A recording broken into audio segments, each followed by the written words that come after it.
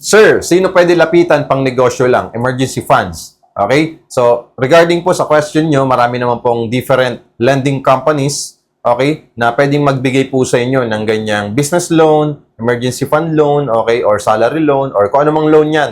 Okay? So, ready lang kayo sa interest. So, make sure na meron talaga tayong existing business, meron tayong existing work, meron talaga tayong capacity to pay na magbayad dun sa ilolong po natin. Marami naman diyang mga loan consultants online na pwede mo pagtanungan, iba't ibang lending companies na pwedeng makatulong sa iyo kapag maglo-loan po tayo. And make sure na kapag maglo-loan po tayo, piliin niyo po yung kaya niyo pong interest per month kasi meron talagang applied interest per month yan. Kahit ganun din naman sa pagkuha ng property, meron din talagang interest yan, okay? Per annum, okay? Sa loan naman, I think per month po yung interest rate yan.